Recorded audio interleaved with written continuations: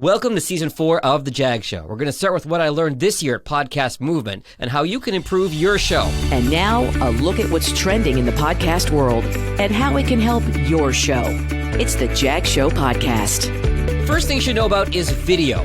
Your show needs to be on YouTube. According to Edison Research, 48% of the podcast audience has consumed a show on YouTube. So even if your show is audio only, put a graphic or an audiogram with a moving waveform up and upload that audio to YouTube. Don't forget, Google owns YouTube. How often have you Googled how to do something and you get a bunch of YouTube links in your search results? Wouldn't you want that to happen to someone who's Googling the content of your podcast? Okay, what about short form video? One of my big curiosities this year was around the world of TikTok, Instagram Reels, and now even YouTube Shorts. I'll admit I was guilty of posting short podcasts or podcast highlights on those platforms, but here's why that turns out to not be the best strategy. The goal of every social media platform is to keep users, you guessed it, on that platform. It's not going to be easy to stop the scroll and get someone to switch apps. That bar, very high. So unless your highlight is absolute gold, and will get someone to want to hear more, consider a different approach. Shoot a quick video with your phone and talk about the episode. Make it less slick. Just make it real. Hey guys, wanted to tell you about a really great episode of the podcast we put out. Here's what happened.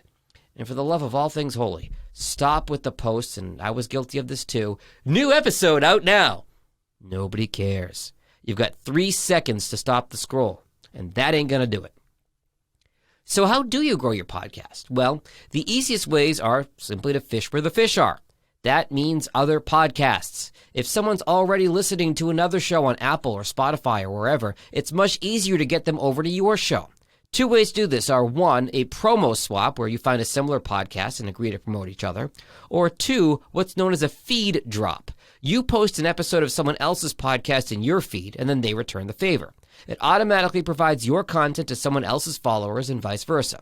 Couple words of caution here, though. Make sure it's a fair trade between shows with similar audience sizes, and also don't do this too often. If your listeners are routinely getting content they didn't sign up for, they'll leave, and you won't get them back.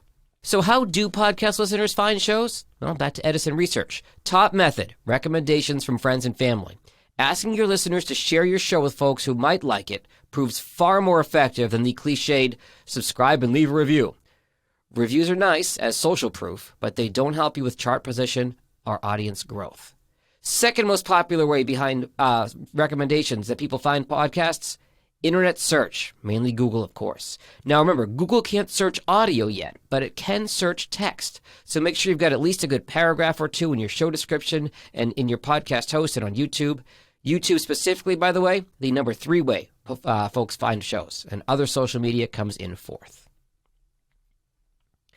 Finally, and this advice comes from James Cridland of Pod News, don't be afraid to advertise IRL, in real life. It's very easy to post on social, but what about billboards, coffee shops, communities of people who share an interest with your podcast, or even just shaking hands and kissing babies? Podcasting is a one-to-one medium. Don't be afraid to promote your show that way. And don't be afraid to think outside the box either. For example, the very successful Call Her Daddy podcast had their listeners use the hashtag #DaddyGang in their dating app profiles. Because, hey, if you both listen to the same podcast, maybe that's a similar interest and maybe you swipe right.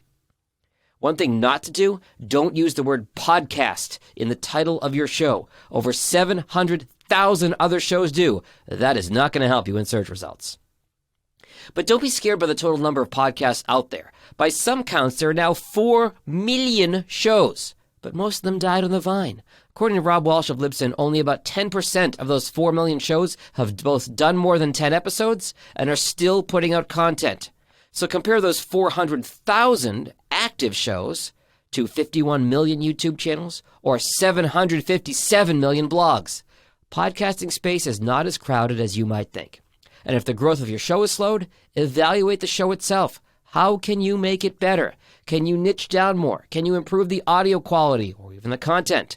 Don't be afraid to ask for feedback from friends, family, and especially listeners. Figure out how to make your show more shareable. Another great session I went to was presented by Jay Klaus, where he talked about using Twitter and email to grow your show. Twitter's algorithm tends to be more forgiving of posting links than the other social media apps, but my real takeaway here was about the email. It's very easy to grow and cultivate an email database with Aweber, MailChimp, whoever you want to use. And when you email out a new episode of your show, you are landing directly in someone's inbox, not hoping a social media algorithm is going to show them your content. And even if you get a 25% open rate, which is industry standard, that is still better than hoping that Mr. Zuckerberg's bots like what they see and show it to other people. Have an email opt-in link on your website. Promote that link everywhere you go, in all your bios. You might want to also consider a lead magnet, like a white paper or something in your field that has some value. It's free to give away. All it's going to cost someone is their email address. And even if an email subscriber doesn't immediately listen to your show, you're staying top of mind for them, and there's a decent chance they'll come around eventually. All right, do you have a branded podcast for your business? I work with many clients on this. If so, the key is to make the podcast about something interesting and then find a way to tie in your brand secondarily. This session was moderated by Dave Beasing of Sound That Brands, which is the company behind the very successful Inside Trader Joe's podcast. Not every brand has the diehard following of Trader Joe's, though. Those Peppermint JoJo's will be here before you know it. People's BS detectors are high. Don't sell me a cooler. But if you talk about camping trips, Little League games, and more, now you have some potentially compelling lifestyle stories. That's the way to go. Another interesting note from that session came from Andy Kelly from iHeartMedia. Their company doesn't sell branded podcasts based on streams, downloads, or even their production costs. They sell ad buys and impressions. I assume that's some combination of radio, in-app, billboards, other stuff. They sell the impressions for the ad buys and cover all the production costs themselves. I was talking about this with Seth Ressler of Jacobs Media. We split a lift on the way back to the airport at DFW, and Seth made a really good point. iHeart may be the only media company big enough in the media landscape that can employ a strategy like this. I'll be interested to see what that means for the industry going forward. Okay, finally, the Ben Shapiro story. For those not familiar, Podcast Movement sold a sponsor booth to his company, the Daily Wire, for about $30,000, according to Dave Jackson. The booth was upstairs, it was near the sessions, and giving away, ironically in hindsight, free popcorn. And Shapiro himself made an appearance and took some pictures with fans. For those who don't know, Shapiro has one of the top 10 podcasts around, but his conservative content is viewed by many on the left as hateful. The uproar on Twitter, from what I saw, was more pronounced than what was actually happening on the ground in Dallas. I actually had a friend who works at a D.C. newsroom ask me what was going on, and I told her no, there were no protests, nobody picketing outside, but there was a lot of online backlash, which caused Podcast Movement to tweet the following, which they've since deleted. There's no way around it. We agreed to sell the Daily Wire a first-time booth based on the company's large presence in podcasting. The weight of that decision is now painfully clear. Shapiro was a co-founder. A drop-in, however unlikely, should have been considered a possibility. Many in our community are appalled not just by this incident, but by our choice to make money from the Daily Wire in the first place. As Aaron Mahnke said, this was signed off on by a human. Yes, during event planning, the dangerous nature of the company's messaging was overlooked. Those of you who called this unacceptable are right. In 9 wonderful years growing and celebrating this medium, Podcast Movement has made mistakes. The pain caused by this one will always stick with us. We promise that sponsors will be more carefully considered moving forward. Just to clarify, no, the Daily Wire representatives were scheduled to appear on panels, and Shapiro remained in the common space and did not have a badge. If you have questions, we're here to talk. Thank you for reading. We hope you'll continue to join us from here on out. I'm told there was internal disagreement on whether to send the tweet, and some PR experts I've talked to agree this is probably the worst way to handle the situation.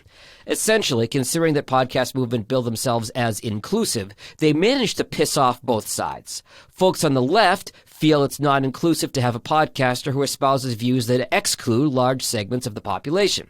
And folks on the right feel that it was wrong to exclude the 6th biggest podcaster in the world. So really, nobody wins.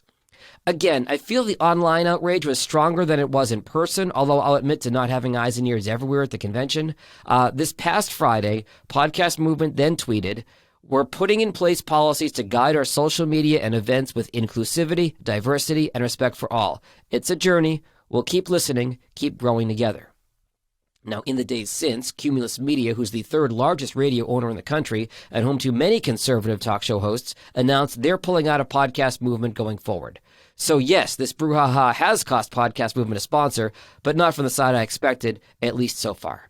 And here's just a quick editor's note. Since this episode originally published on Thursday night, Friday morning, it was reported by All Access that Podcast Movement has apologized yet again, this time to Ben Shapiro and his team.